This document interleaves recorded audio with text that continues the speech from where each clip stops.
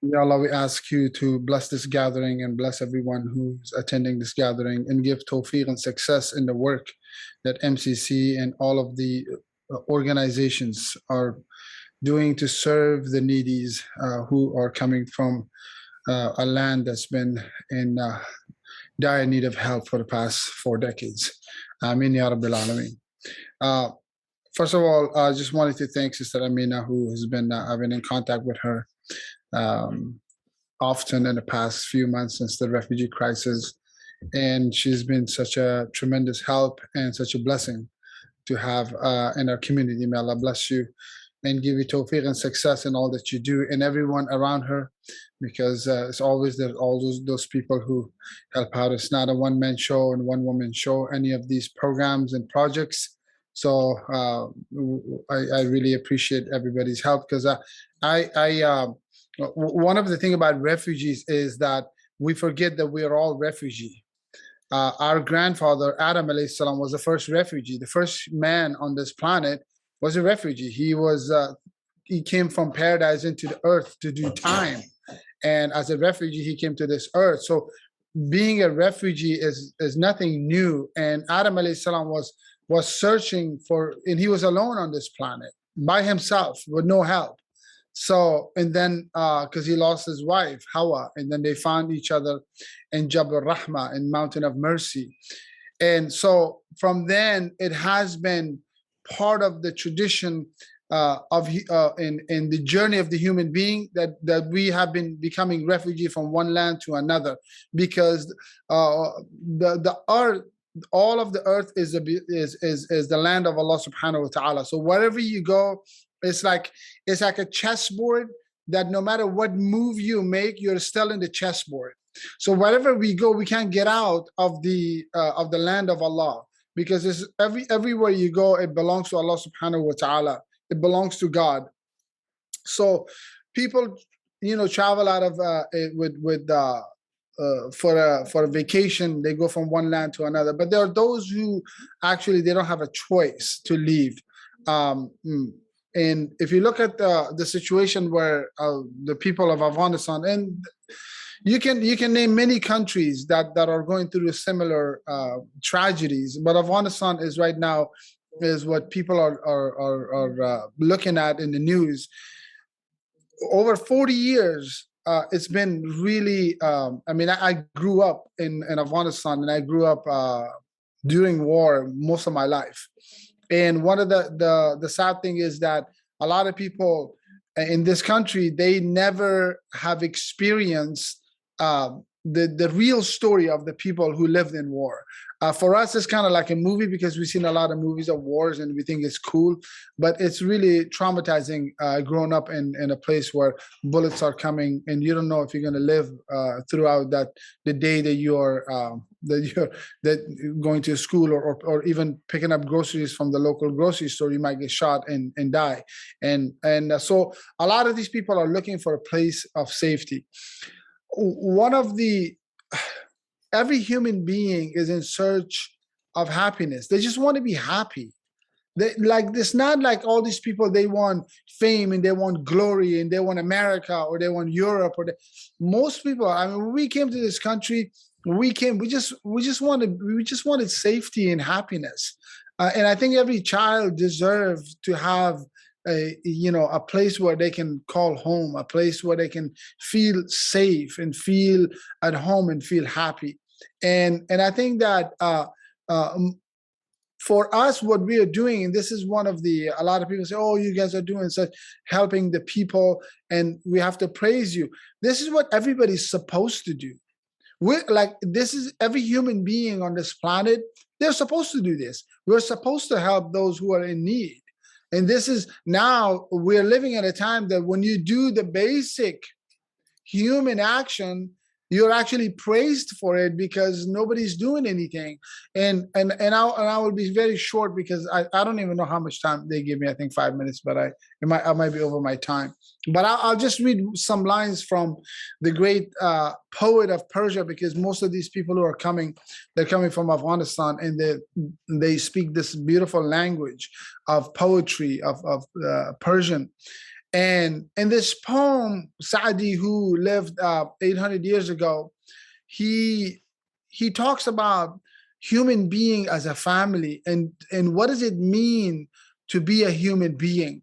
This definition is so amazing that this poem is hanged in the United Nations as well in New York. So he says that Bani Adam azai yakdigarand ke dar aferinesh ze yak gawharand. He said humanity, all of the human being on this planet, whether they're from Africa, whether they're from Persia, whether they're European, whether they're white, black, yellow, whatever color they are, whatever race they are, whatever gender they are, all of human being, he said, they're like one body. Imagine all of humanity as one human being, as one body, one human. He said, because if you look at the essence of the human being, they're all from the same essence. We all bleed the same blood. There's no green blood and yellow blood and white blood. Every blood is the same color. It's the same. The spirit of every human being is the same, regardless of their color and their gender and their, their class, right? So he said, we are all from the same essence.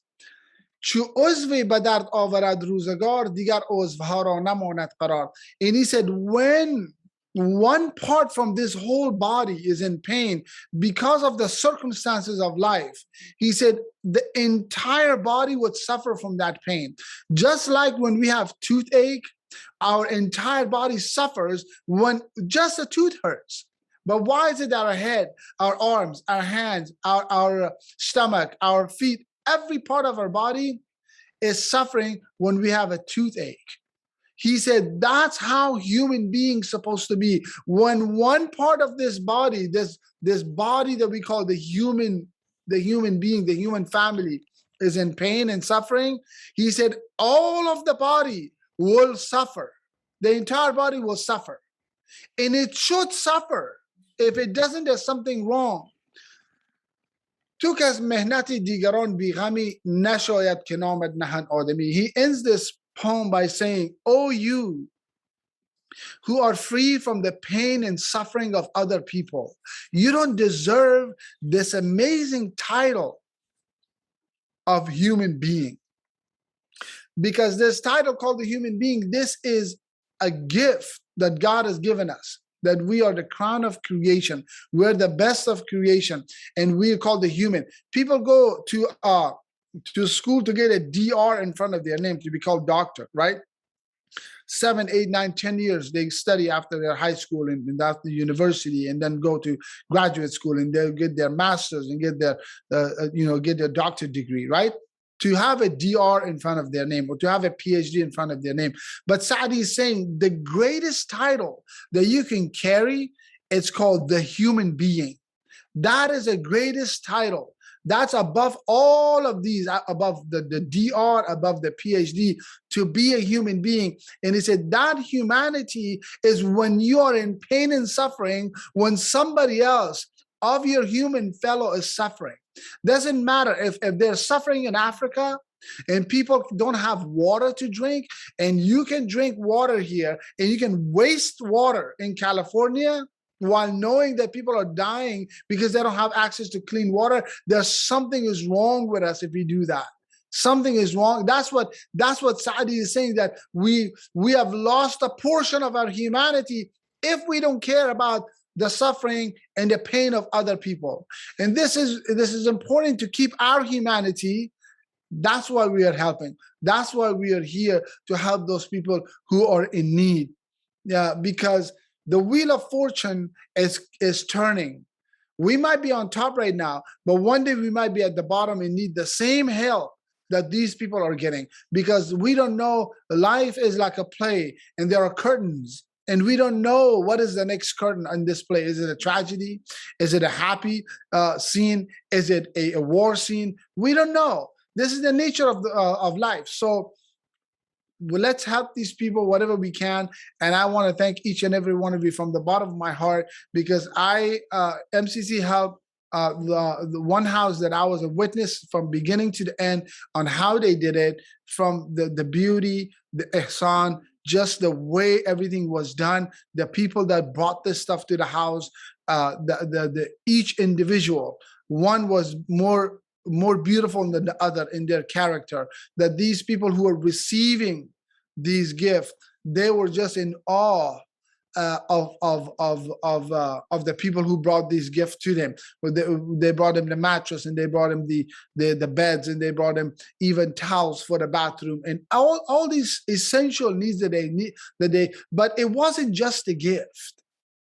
I'm telling you, some of these people, like this family, some of these families that were helped, they were like kings back home. They lived like kings. They had servants. They had like 10-bedroom homes. But then they packed, and they didn't even pack. They just left without anything. And they have stuff there, but they can't do anything with it. It's kind of like, one of them said, he said, I'm a millionaire beggar now. And he started laughing and says, I'm a millionaire beggar. I have millions of dollars worth of stuff in Afghanistan, and I'm begging here because I can't access to it. I don't have access to it. I can't do anything with it. And they even took my backpack at the airport. I came with a plastic bag. They said, whatever you can fit in this plastic bag, go leave. So there are those people, they're really in need, most of them. But again, I'm always in touch with Sister Amina, because we also don't want to be taken advantage of, because there's always, there's in every time and every society and every community, like Clint Eastwood said, there's the good and there's the bad and there's the ugly. So there's no society that's free from that. So we have to be careful. And one of the things that I really appreciate about MCC, that they're really vigilant about really helping people to the degree that they need help until they stand on their feet, and let them start their life and move forward. But thank you very much. God bless you for everyone who's helping on these projects, and may God give you 1,000 times of what you have done for these people. Ameen, Ustadh Feraidoon. Jazakallah khair. Thank you so much for these wonderful words. I think now we just want to go over a little bit of the history of the partnership with MCC and Service San Ramon Valley Islamic Center. When the recent Afghan crisis started, the two organizations decided to partner together. And I'll give a brief kind of overview of MCC, and then Sister Nadia will talk about Service. MCC's contribution to this partnership is mainly the food program. Prior to COVID, we started off in a tiny little closet, and now, mashallah, our pantry has grown. It started with COVID. We started serving 16 families, and now, mashallah, we are up to over 250 families that we're serving every 2 weeks. We are distributing produce, staple items, and diapers to families in need. And this is now including the Afghan refugees that are coming in. Thank you, Sister Amina. Assalamu alaikum. So SRVIC started our refugee support program in 2005, but with Sister Chloe and Sister Sophia leading the effort.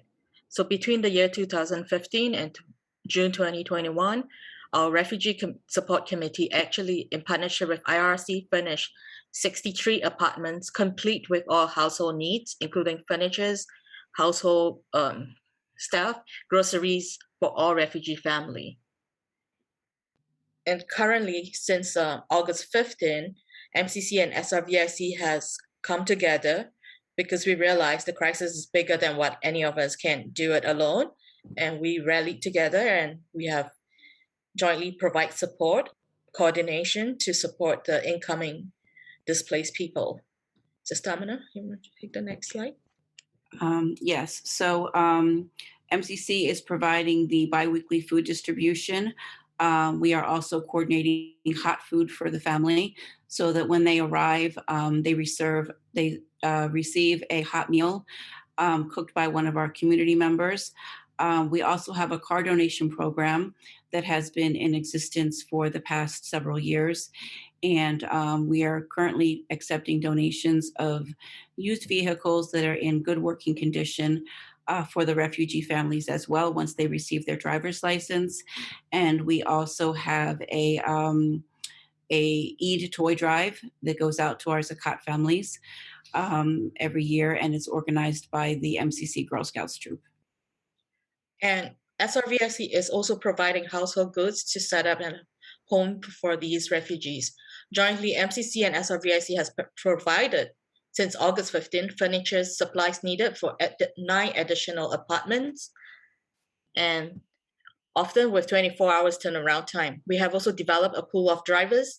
Very thank you to all the volunteers who have stepped forward to deliver food, household items to the families. We have also prepared infrastructure to match volunteers for transportation, visits to government agencies, translation, school registration, and driving license. We have also recruited social workers from Alameda and Contra Costa County to answer questions and serve as resources for us. So since August 15, we have served 17 households referred by IRRC, 37 households referred by JFCS, totaling a total of 102 individuals through apartment setup, welcome family hygiene packet, grocery, hot meals, and bike donations. We've collected more than 506 donations from our Amazon wish list, and donors have generously responded to calls for specific donations and dropped them off at MCC and SRVIC. In terms of cash donation and gift cards, we have collected so far a total of more than $6,000. Okay, so now I want to introduce the 3 organizations that we are partnering with and supporting. We will start with the IRC, which is the International Rescue Committee, and we want to welcome Jordan to the panel. Thank you very much. Hi, thank you so much, everyone. So first of all, I'd like to just say a huge thank you for having me on this call today, and really couldn't do the work that we do without MCC and without the partners and the community members that are here.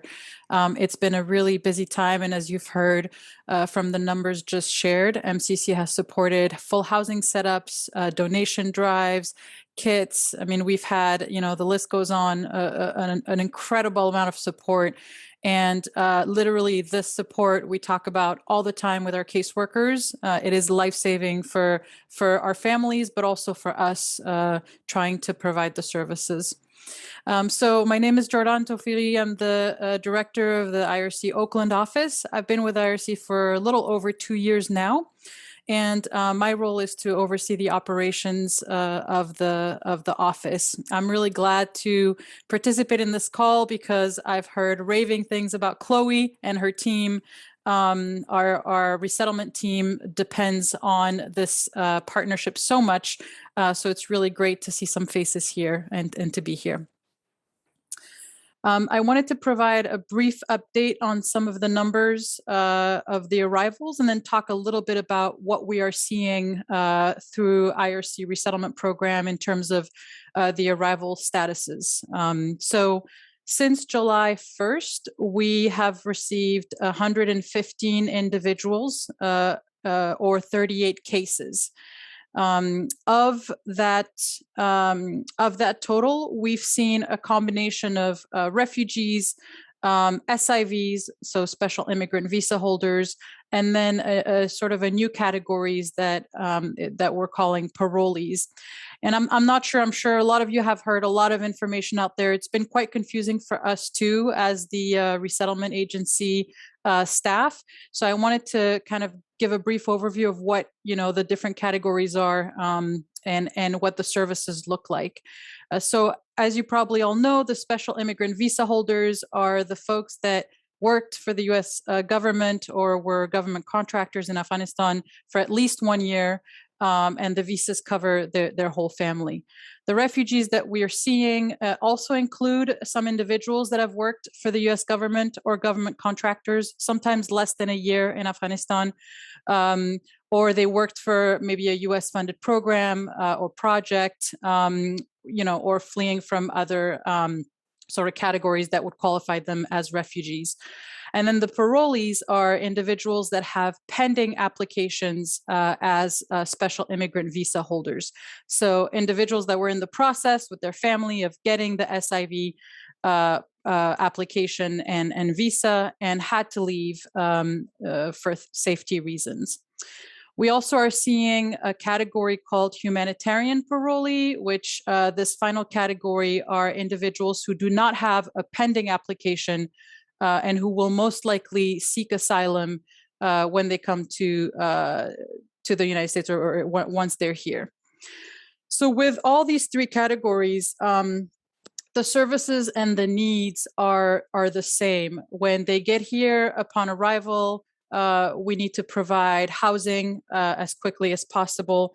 And we've been allocating as many resources as possible for temporary housing, but unfortunately the resources are limited. We've been mainly getting Airbnbs and hotel stays for families, but we are trying to build more partnerships with landlords that really understand our families' experience coming to the country with no credit history, with no employment history, limited references, and trying to get an apartment and sign a lease. So that's been the toughest part is finding these landlords in the community that can really understand the experience that our families go through. For all of these individuals, regardless of status, they as Mr. Mojadedi, I think you eloquently put, no matter who it was, they're all human. They're all coming here with, your message was really important. They're all coming here with the clothes on their back, whether or not they had resources back home. They're arriving with nothing and they have to start from the ground up. So our role as the resettlement agency is really to help them integrate as well as we can in the community, especially around community members that they feel a connection with. And to help them to rebuild their lives here from the ground up. So aside from housing, food, which we talked a little bit about the food distribution, that's been a high need.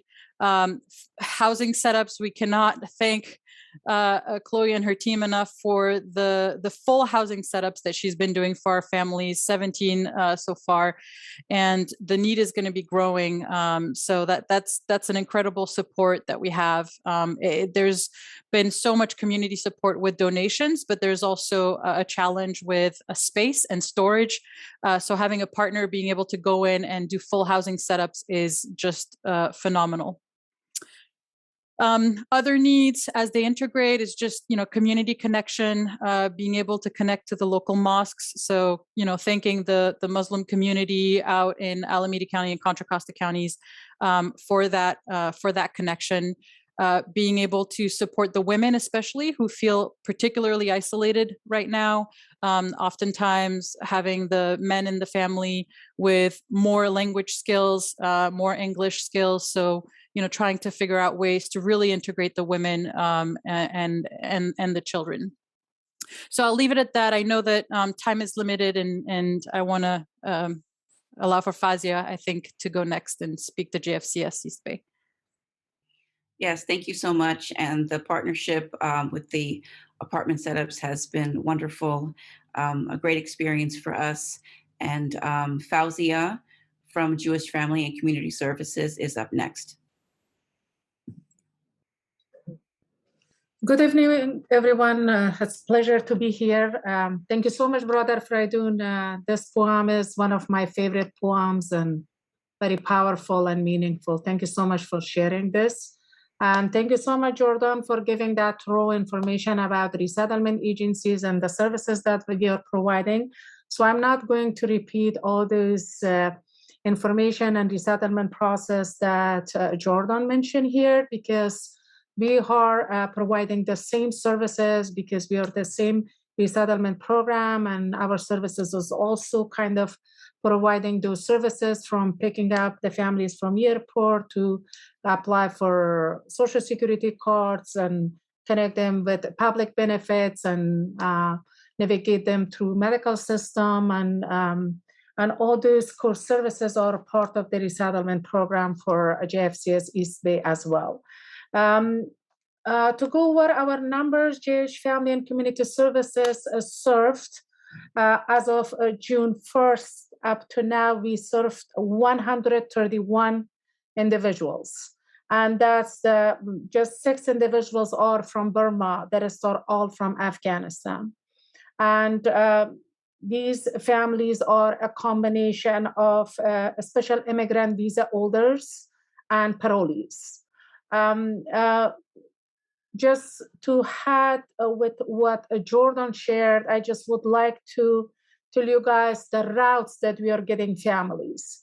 So our normal cases coming through our headquarters. And those are either if it's a special immigrant visa holders or refugee population or parolees, they are all coming through our headquarters. They are assigning case to us, and afterwards we are receiving their travel info, and then we kind of come up with a reception plan, and of course with the support of our partners.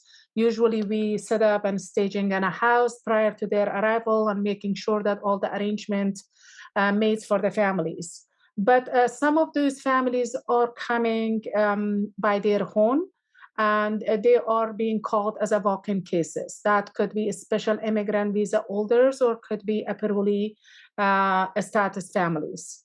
After Kabul collapse, and after that emergency evacuation, all those families were transported through emergency charters, but some of those families were allowed to accompany their family members who was U.S. citizen or they had permanent residency documents. So they joined their family members and they came to our community, and they are in our community right now. Those are the families that are a little bit at disadvantages because for them to get connected with resettlement programs and other partners and agencies, it's take a little bit of time. And for us as a resettlement agency to be able to serve them, it's also taking a little bit of time for us to send their case, apply for benefits and wait for their case approval and to be able to provide services. So in these cases, we have seen that MCC, other partners, they are doing a tremendous job holding all those families with their needs, providing hot meals and fresh groceries, and also helping families with gift cards, clothing, and all those donations has been made, which is great. We really do appreciate that. For past few weeks, we have a lot of families that are humanitarian parolees status, that they came as a walk-in case. They reached out and they were trying to get support from resettlement agencies. Unfortunately, we were not able to take their cases on because we didn't have any guideline and instruction from our headquarters. As of last Friday, Jewish Family and Community Services got a guideline and instruction on how to submit benefits for walk-in cases. So if you have families that are being here as a walk-in case, regardless of their status, if they are special immigrant visa holders or they are refugees or their parolee status, just reach out to us. We can apply for their benefits and send all their documents for resettlement process and benefits, and they are all qualified for all the services that our regular cases that are coming through our pipeline are qualified. So in terms of benefits, there is no difference between any of those populations. And in terms of resettlement program, these both population, SIV, refugees, and parolees are qualified and eligible for the same financial support and quite similar resettlement program. There are a little bit differences in terms of providing the core services, but in terms of financial support and the funding that coming through a federal grant for them, the amount is same exact amount. There is no difference. So just reach out to us if you have any of the families that are willing to be connected with resettlement agencies. We will be more than happy to help them and support them. And just I want to take the opportunity to thank all our partners and committees that help and support Afghan population through this crisis. As Brother Feraidoon said, for Afghans, it's been more than 47 years to be a country that is being in a war. And we all kind of, the generation that we are seeing right now, they are all grow during the war. An unfortunate situation that happened recently and this crisis that these families are coming, there's a lot of emotions involved. They are terrified.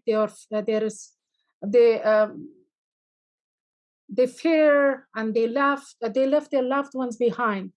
All those challenges that they are coming, the needs are so significant. If it's even in terms of needs of mental health, if it's the needs of any financial support for them to be able to cover the high housing costs in Bay Area, and of course, for them to be able to start their new life. They left their houses of dream, the houses that they built from their hardworking money for years and years. And now they're starting from scratch. And it will take time for them, and the healing process will take time. So we really appreciate the support of our community when still we are hopeful that the support will continue. I think all of us have a long way to go. This crisis will continue, and we are really here for it, but still we are relying on our community support, and I really want to appreciate that. Thank you so much, everyone. Thank you, Fauzia. Next, we have Kelsey from Catholic Charities. Hi, thank you so much. Okay, it looks like you can hear me, right? Okay.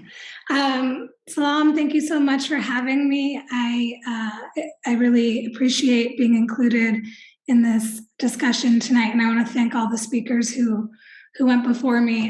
You guys are doing such amazing, incredible work, and I know it's been a really, really exhausting, busy time. So thank you.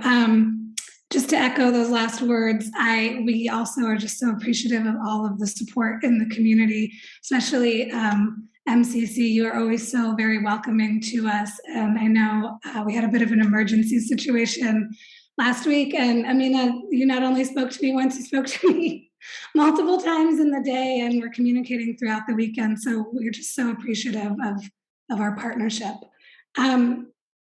My name is Kelsey Copeland. I'm the community coordinator for the Refugee Foster Care Program, which is run through Catholic Charities of Santa Clara County. I've been in the role for over 4 years now.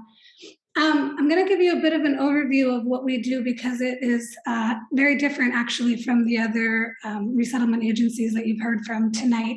And then I will go into from there talking a little bit more about this specific situation that we're facing right now. We resettle unaccompanied refugee minors. So we specifically are working with children, minors who are under 18, who are refugees, who have lost, for various reasons, who have lost or been separated from their parents and guardians. So we're not dealing with families or adults, we're just working with the minors.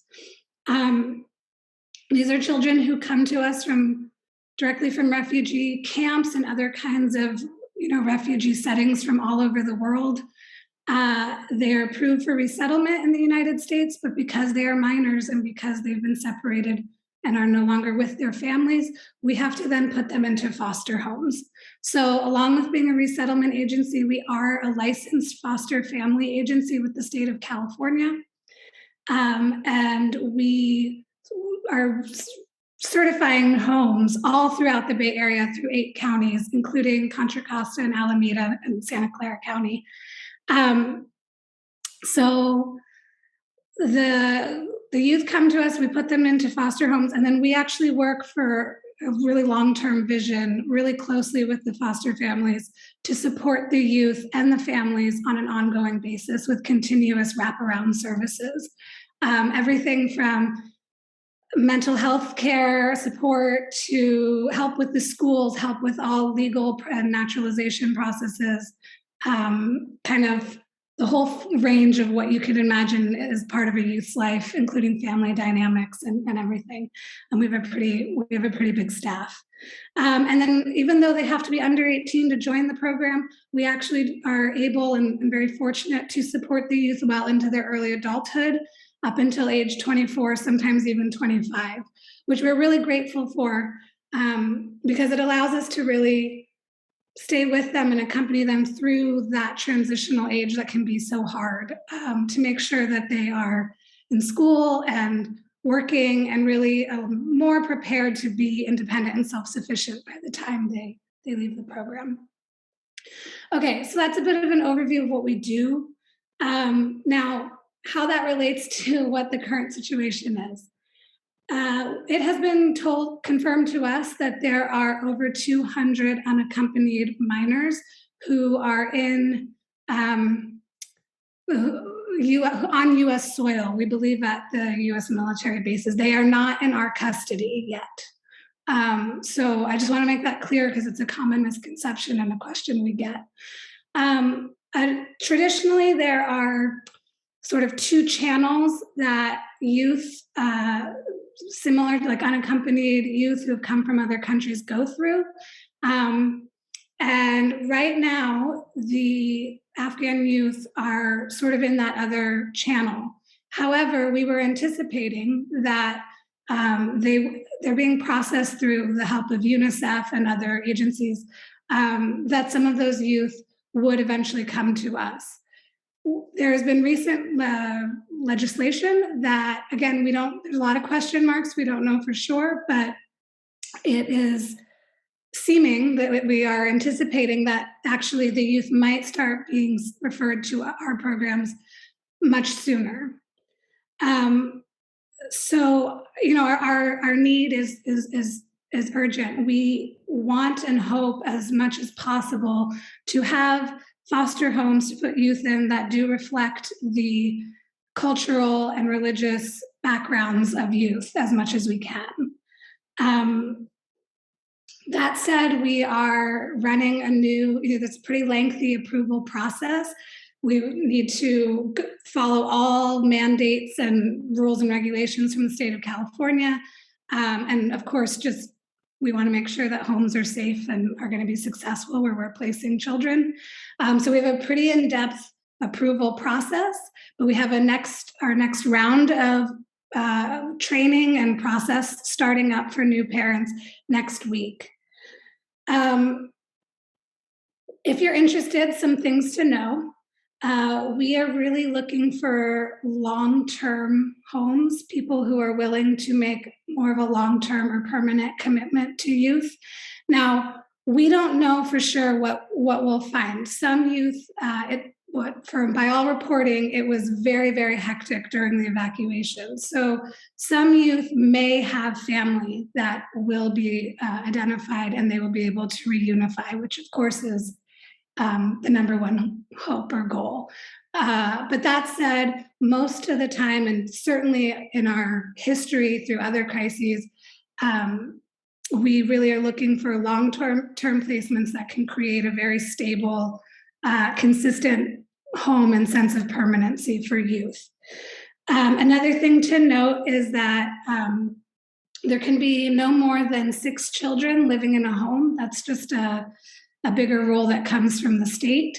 So that's something to consider as well.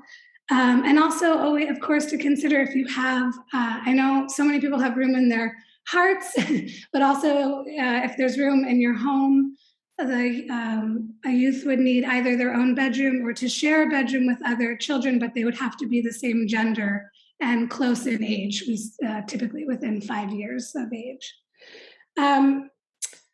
Another thing just to note that, again, we don't know for sure what to expect in this case. The children are not in our care yet. But typically in the past, a lot of times unaccompanied minors are teenagers by the time they come to us.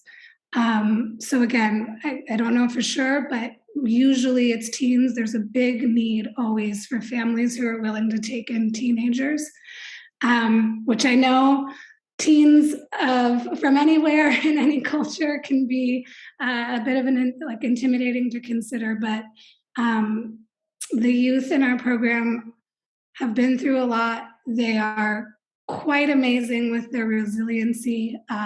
And, we believe that all children are deserving of love and care. So we humbly ask you to consider teens as well. And on that note, similar note, we do see a mix, and we anticipate that there will be a mix of both boys and girls, but we do often have a large need for boys. And I know that taking in teen boys can become a more complicated matter for some households, but it is a big need of ours. So we ask you to please consider and think it over if your home might be a good fit for that. Okay, that's my big request for foster parents. It's always our biggest need, but other ways too that you might want to be involved. We of course are looking for support with language, translation, interpretation, especially when youth first arrive. We want to make sure they understand that they're safe, that they have rights. There's certain paperwork that we go over. So we definitely are anticipating a big need for Dari and Pashto language support. And we also, sometimes we understand that some families are not in a position to be full-on foster parents, but especially if you think that you could offer some sort of cultural support and connection to a youth, we're also looking for individuals and families to just act as an extra, loving friend from the community that can either help support the youth or maybe even support the families that we have. If we have a youth placed in a home where the parents are not the same, do not share a cultural background, but maybe someone else in the community wants to teach them some recipes to cook or about certain holidays or any other way to be a friend or a support to a foster family, that is something we're also looking for. So thank you very much. I'm just looking through my notes. I think that's all I have right now. Thank you. Thank you. Thank you all so much. We wanted to take a few questions for IRC and Jewish Family and Community Services. So if you have any questions for them, please type them into the chat. Some of them are in a different time zone and can't stay too long because it's very late where they are. We do have one question. It says, could you please tell us how many refugees you're expecting in the next 6 months or more, and what amount is needed for each family? So Fauzia or Jordan, I'm not sure if you wanted to answer that.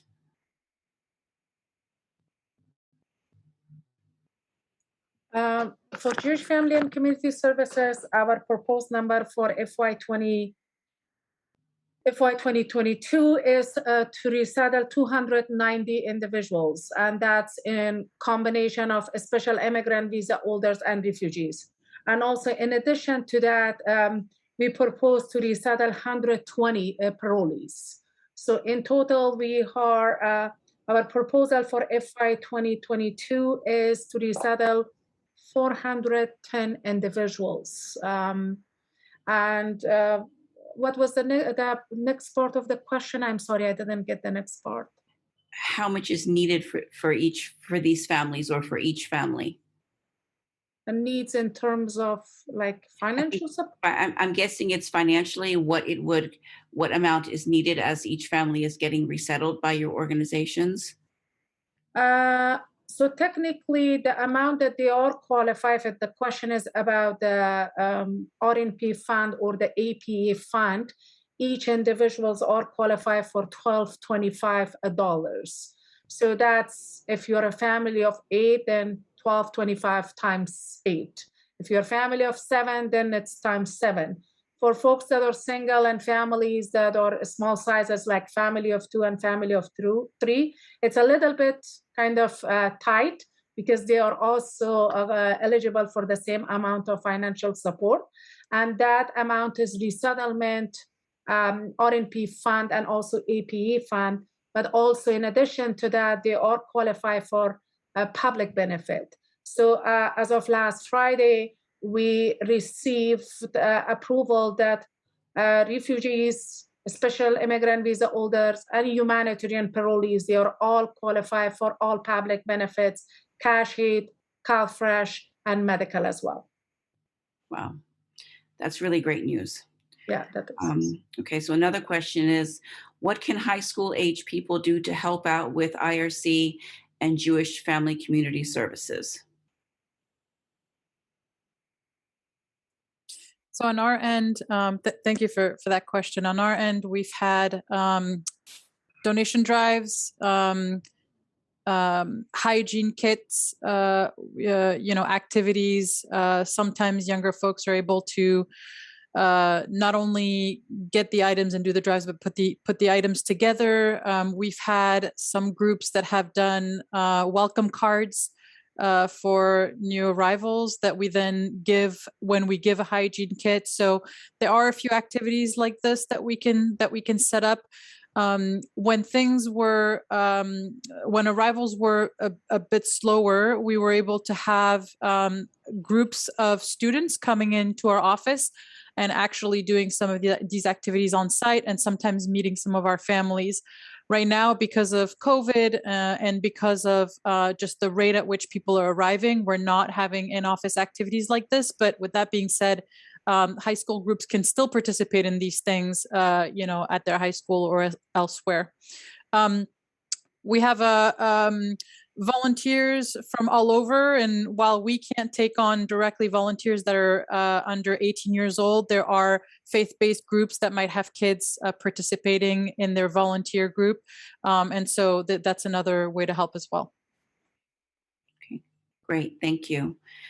I don't see any other questions in the chat. You can feel free to keep putting in questions, and we will continue now with our next set of slides. We wanted to thank our partners and those that have been supporting us. So we have the thrift station located in the Tri-Valley area, and they have been supporting us with clothing and household items. Rewire Community has been supporting us with hygiene kits that are part of our apartment setups for the families. The Alameda County Community Food Bank has been a huge partner for the MCC Food Pantry, not only providing food and produce, but recently through a grant, we were able to purchase a cargo van that will be used with our food pantry and also in the help of the apartment setups.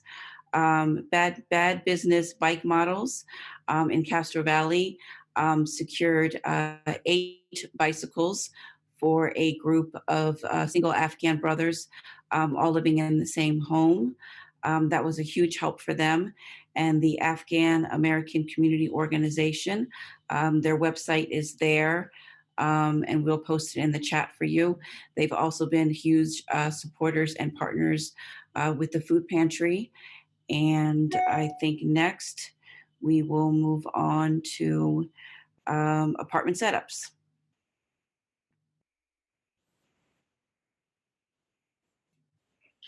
Assalamu alaikum. Hi, everyone.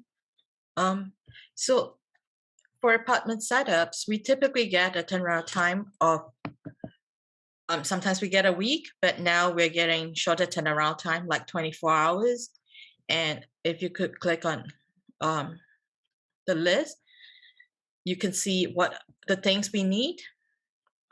Sorry, can you, whoever's doing the slide, can we go back to the slide, please? If you click on the link that says things on the top, yeah. I'm sorry. We will show you a list later after this. Basically, what we need to do is we actually currently we're taking things from 2 lists.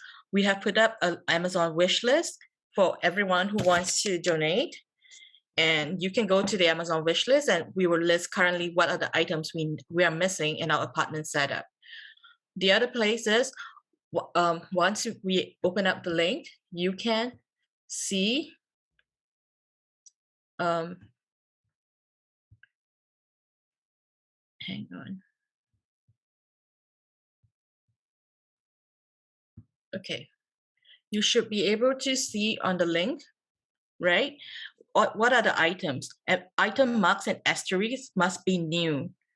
So please, this is just a sample of the items we need.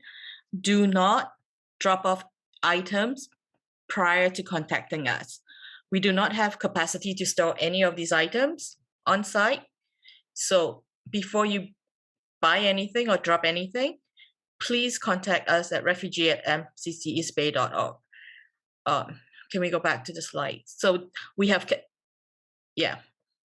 So we'll be providing this deck to you at the end of the day, and everyone on the call will get the deck so you can see the list, okay?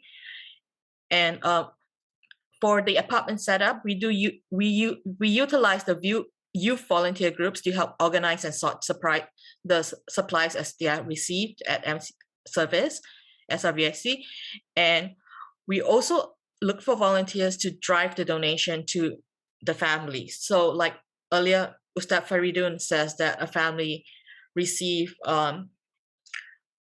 household items for setup. So what happens is that we pack the items at Service, we collect items at MCC as well. We put them together. We call the volunteers who are on our mailing list, or we have a WhatsApp group currently, and we will post, we need volunteers to deliver supplies from MCC Service to this location at, we said Fremont or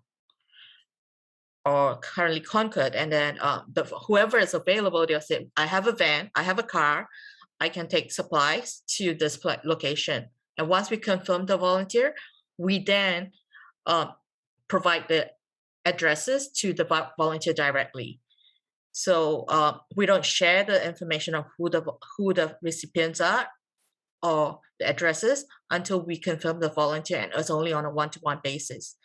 But the youth volunteers do typically come in on a Saturday morning or afternoon to help to sort and pack the supplies as we receive them. So a tip on donation: if it's chipped, scratched, stained, or something that you have at home, if you can't use it, it's probably not a good idea to donate it. Just recycle it or trash it. Okay, next slide, please. Chloe, over to you. Sister Chloe, over to you. Assalamu alaikum. Yes, assalamu alaikum. Can you hear me? Yeah. Okay, so alhamdulillah. So we are, I'm going to talk about two aspects of furniture donation. So the first one is what we are providing to families. And these are larger furniture items. So what we are required by the government regulations to offer is beds. And this is basically full-size twin, which could include, depending on how many people are in the family and space, it could be individual bunk or trundle.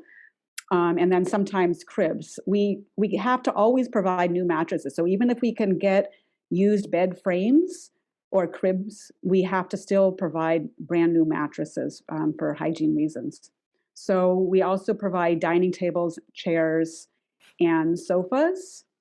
Those are things that need to be provided. We love it when we can provide some kind of storage, whether it's dressers, wardrobes, nightstands, something like that. If we don't have donated furniture from the community, instead a family just gets a plastic drawer set, like a little itty bitty plastic drawer set. So imagine trying to store anything in those, right?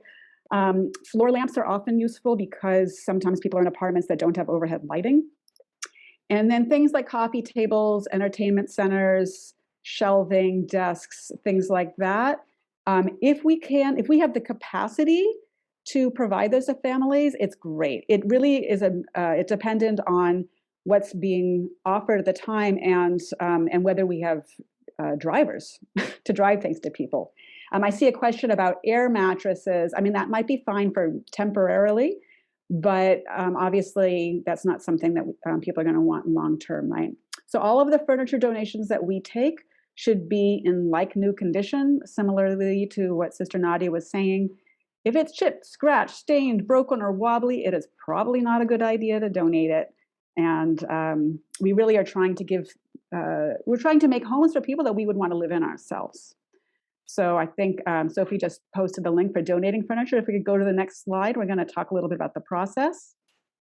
So the link that Sophie just posted is what you would use if you have furniture that you want to donate. It takes a little bit of time for us to get back to you. We do try to confirm that the furniture is in like new condition and also the availability. Sometimes people are like, I'm moving out this weekend. I need it taken within the next 3 days. Sometimes that works out, but that's just like by the will of Allah. Do we happen to have a family and a driver that is able to drive things within the next 3 days? We can't make any promises like that. If you have the ability to hold on to things for longer, then the probability of us being able to use your furniture is definitely higher. So what we do is we confirm that the items are in good condition.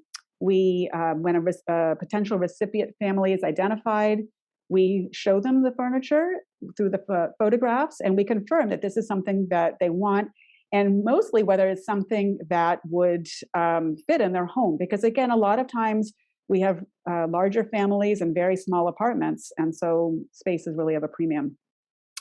If the furniture donor can actually transport the item, it is wonderful and it's very much appreciated. But most of the time, we don't have that offered to us, and so instead we have volunteer drivers who we contact to coordinate logistics for pickup and drop off. And bear in mind that neither of the two masajid, MCC, can you go back for a minute, please? Neither MCC or service have storage space for large furniture items. So similar reasons, we can't. Large bulky sofa sets, sometimes we can use them, but not necessarily. And sometimes what will happen is we split them up. So maybe it's a big sofa and then a love seat. Maybe a family of 3 might benefit from the love seat and another family of 4 might benefit from the sofa. I realize that's not always convenient for people when they're moving and they want to get rid of their furniture, but sometimes that's kind of how we have to operate. And yes, we do provide tax receipts if that's beneficial. Next slide, please. Okay, so I believe that in the link, we are, you see the chat, the WhatsApp group to volunteer as a driver for furniture transport. I would really encourage everybody to, if you haven't already, to sign up for our main volunteer list, because if this is the WhatsApp group specifically for people who want to drive. So if you want to drive furniture and that's all you want to do, then alhamdulillah, you're welcome to only do this. But if you might be interested in other sorts of activities too, then you can use the link that Sister Sophia just put into the chat. And then we know that you have a variety of interests. It can also be helpful too, because we can try to coordinate if we know that you're in Concord and the family that's having things being brought to them is in Concord, we can try to coordinate that kind of thing too. So for drivers, pickup trucks and minivans are especially helpful.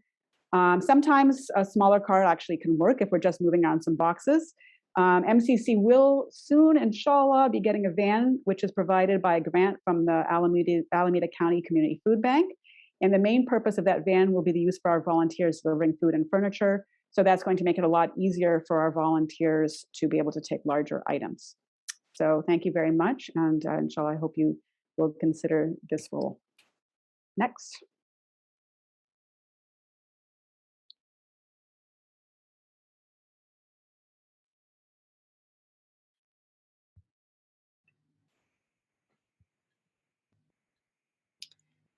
Sister Sahar, you're up next. Hello, everybody. Assalamu alaikum, and good evening to all of our panelists and to all of our attendees, everyone that's tuning in to our webinar this evening. My name is Sahar Mahdi, and I am one of the head volunteers for the MCC Food Pantry. I started out as a volunteer last year, right at the, during the thick of COVID. During March of 2020, just like Sister Amina mentioned, we went from a small closet to being partners now with the Alameda County Community Food Bank, and are able to help more families in need, which is a blessing in itself. So in regards to food donations, in the slide right now, these are typically just, common things that I'm Afghan myself, so these are things that Afghans will consume and are preferable. In the non-perishable section, it's spices, rice, things like beans and lentils, and of course, oil and tea are things that they would definitely use. In terms of refrigerated and halal meats, we do have 2 large restaurant-style refrigerators and 1 large freezer that we have in our mosque at MCC. So we would be able to store the meat and the dairy and produce if donated to us. The only thing, like it says on the slide, shelf-stable food that's been expired, please compost it. Food donations can be dropped off at MCC. It can also be dropped off on Tuesdays and Thursdays as well at our address. Another thing that's been done for the Afghan refugee food drive has been organizing a food drive.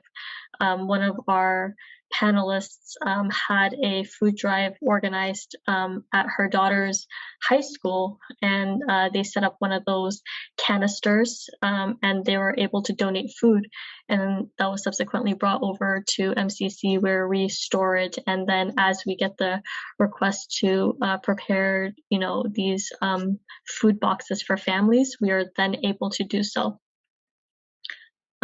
Next slide, please. If you'd like to volunteer, that is our Google form. That will, you just put in your basic information, and then we'll be able to keep in contact. Some of the things that volunteers help us do, we prepare bags of produce and staple food items for our food drive, which happens every other Saturday. Breaking down boxes, assisting with the cleanup that happens towards the end of our food delivery services, which ends around 1 p.m. You can help deliver food bags to the families, or help pick up free food items from the church in Livermore or Windmill Farms in San Ramon.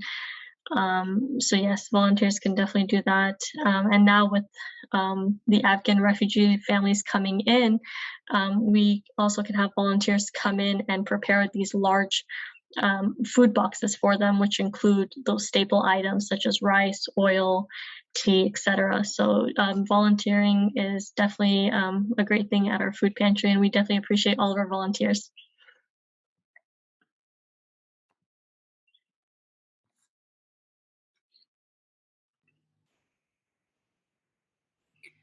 Next slide, please. Sabine and Shazia.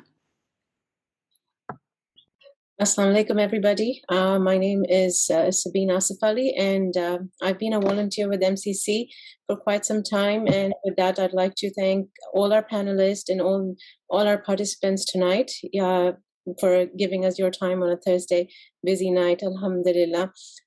With that and with everything, I'd like to start with the hadith of our beloved Prophet Muhammad ﷺ, that the best of you are those who feed others. And with that comes the fact that the people that are coming in, the refugees that we are welcoming in, and as they come, our intention over here is to feed the creation of Allah. And Bismillah, with that, I'll say this is more about preparing a hot and a fresh meal as our guests arrive into this country. This is going to be their very first meal as they enter this country. And as travelers, as visitors, we all know that when you're traveling and with this, you're tired, you want to get home, you want to get into your bed, you want to get some rest, and before rest will come a hot meal. And subhanAllah, this is going to be one of the ways to serve your Creator. This group of volunteers are named as Hot Food Warriors. And we call this group of volunteers warriors because the request for hot meals come with a very short notice. And subhanAllah, our volunteers have always been very generous, up and about, with all the zeal and enthusiasm to really come up with a meal and ready to feed. Alhamdulillah.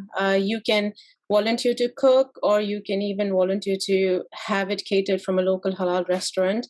Delicious meals to welcome the families as they arrive. Alhamdulillah. The way we would like, we basically have a few bullet points here down for everybody who would like to volunteer for preparing the hot meal. Meals can be packaged in individual containers or large trays for the family to share. We usually, on our end, whenever we are asking a volunteer to prepare a meal, we give them the number of family members in that family. That way it helps them to prepare. We kind of will try, or I would say that we do mention if there are any young children in the family, so we make sure there's not spicy food, and typical meals will include rice, meat, and vegetables with yogurt or salad accompanied. Meals can be dropped off at MCC and delivery will be arranged, or they can be dropped directly to the arriving families. Tips, obviously not too spicy or oily, not leaking through the containers. And couple tips for the drivers, making sure your food is nicely packed and secure, no food dripping, no spilling, alhamdulillah. And it's always lovely to have a little bit of a disposable paper plates, silverware, napkins in the entire package. So obviously the apartment will be set up for them, but figuring out what goes, where are the plates, where are the spoons, none of those questions. So the food arrives and it's ready to be served. And Shazia, do you have anything to share before I share something in the end? No, you go ahead. That's what we all needed.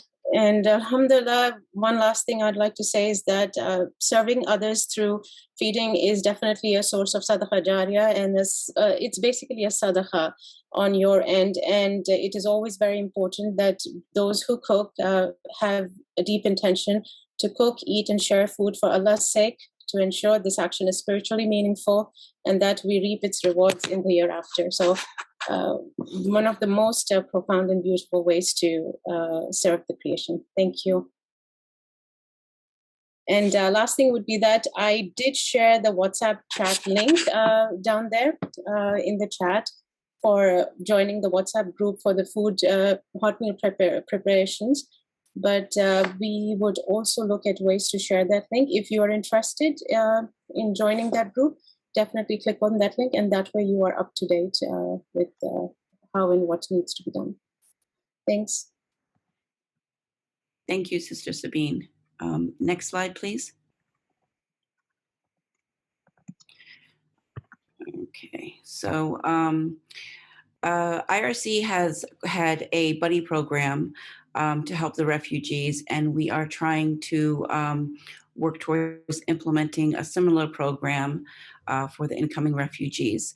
So arriving refugee families are taken care of by one of the local refugee organizations for the first 90 days after their arrival. They help each family with paperwork, temporary and eventually permanent housing. Once the 90 days ends, some families, especially those without family or friends already established in the area, have more needs. As a buddy or mentor, there are two options. You could work with one family for approximately 3 to 6 months. So yes, this is something that requires someone who has time to dedicate to this one family. And you will help fulfill their needs and help them better adjust to their new lives. Or you could help some families with a very specific task. Some families coming into the country, they have someone in the family that already speaks English. They might have family or friends that are already here. So the needs that they have are not as, they're not as severe as some of the other families that might be coming in that don't speak any English, and they don't have any family or friends already established here in the area. So some examples for what we are considering to have the buddies do would be driving lessons. And again, this is a choice you would have to make because obviously the refugees don't have their own vehicle. So you would have to agree to allowing that refugee use your own vehicle, helping them with school registration, driving them to appointments, translating for them, showing them how to use public transportation, touring them around the neighborhood so that they can find where are the halal markets, where is the masjid, where are the other doctor's offices, other places that they have to go to, or helping them with resume writing and job applications. Next slide. Okay, so speaking Dari or Pashto, is a plus, but it's not required. As we mentioned, some of the families are fluent in English. So we have 2 volunteers that are going to kind of take the lead with the buddy program. Sister Yusra will be our buddy liaison, and her role will be to assess the needs of the families, match them with the buddy, and set approximate end dates so both the family and the buddy are clear about the time or length of commitment the assistance will be available. And then Sister Nia will be our buddy mentor. She will meet and advise the buddies in regular Zoom sessions, establish times that she's available to work with the mentors, offering them support and guidance throughout the duration of the mentoring relationship. And the mentor will also have access to 2 social workers, one that works in Alameda County and one that works in Contra Costa County, with lists of resources and things like that as well that will be shared with the buddies to make this as easy of an experience as possible for everyone involved. Okay, next slide.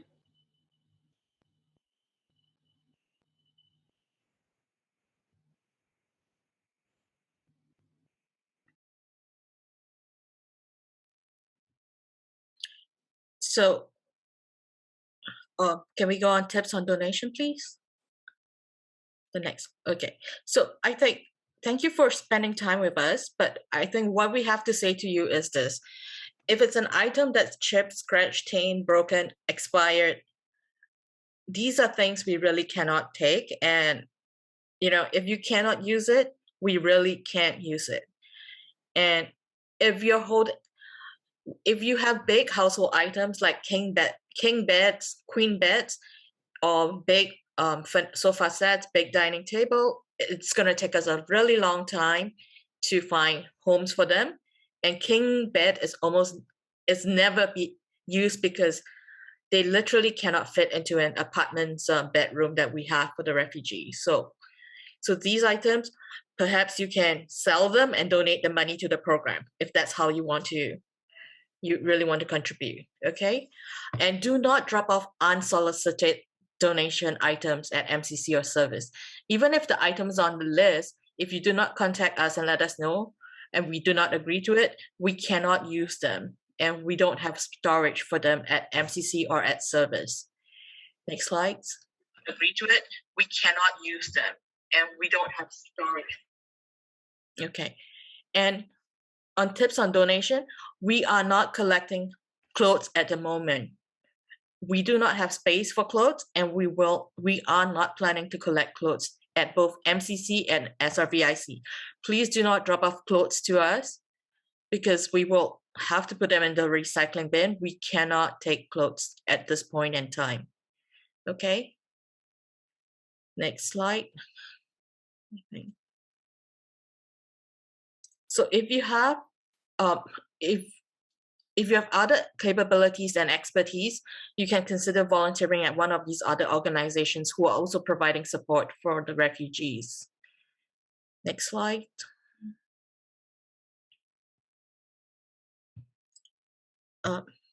So this slide provides all the links to the volunteer opportunities and donation opportunities that you have seen in the chat. All of you who are on this webinar will receive the slide deck, so you don't have to busy copy down at the links. Okay, and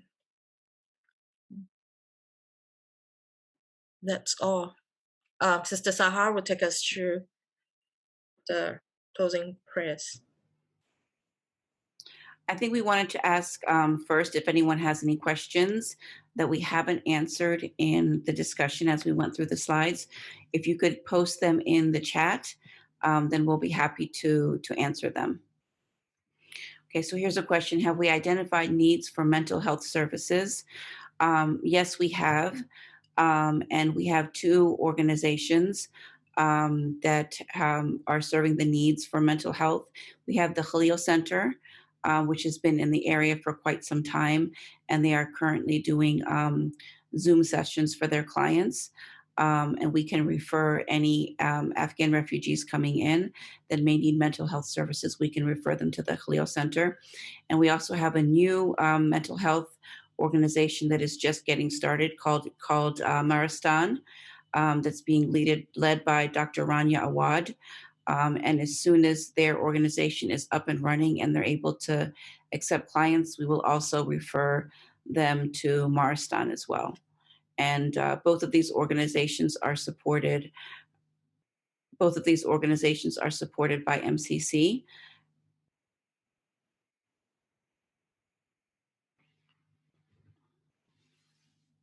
I can take this question. Do we only work with refugees from Afghanistan? Overall, we've always worked with many different refugees that have come. Just nowadays, obviously, the need is Afghan refugees, but we've never only worked with certain families from certain areas or even certain religions. We've always helped through IRC or any of the other organizations.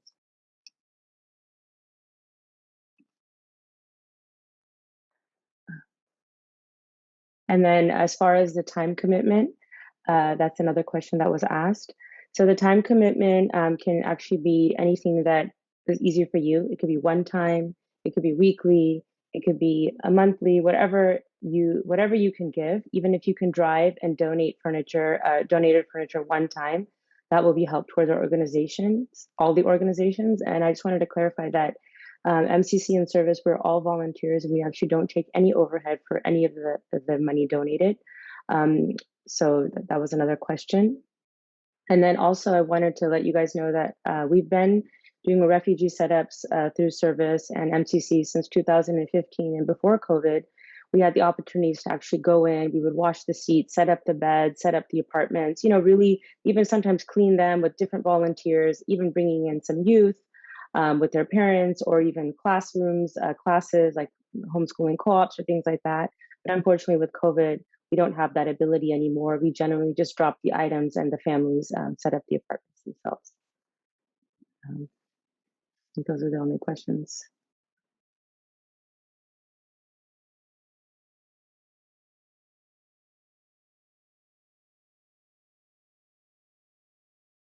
And another question was if I'm only free on the weekend. Actually, in the past, the weekends actually it wasn't easy to help because we would be working with IRC, which they work Monday through Friday. But because of the crisis, we sometimes get a 24-hour notice on Friday and we are setting up on Saturday. The turnaround time is very short.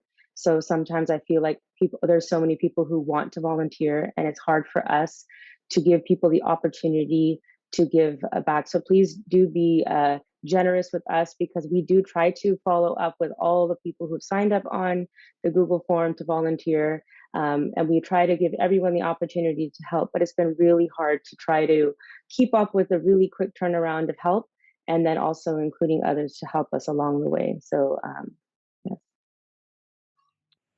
Sister Sahar, if you'd like to lead us in the closing. I will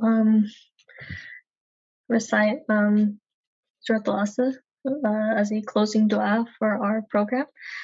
Bismillahirrahmanirrahim. Wal-Asr. Illa insana lafi khusr. Illa ladina amanu wa aminu salihati wa tawassaw bil haqqi wa tawassaw bil sabr. Subhana rabbika rabbil izzati amma yusifun wa salamun alal mursalin walhamdulillahi rabbil alameen. Thank you so much.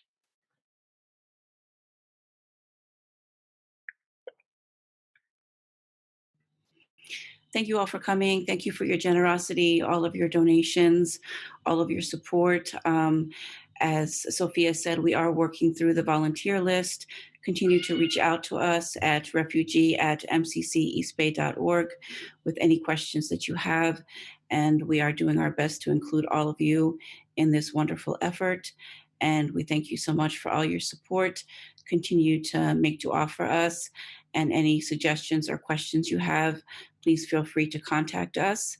Thank you for attending tonight. And as Nadia said, we will send out the deck and all of the links so that you can reach out to us and sign up for the different volunteer efforts. Thank you very much. Jazakallah khair.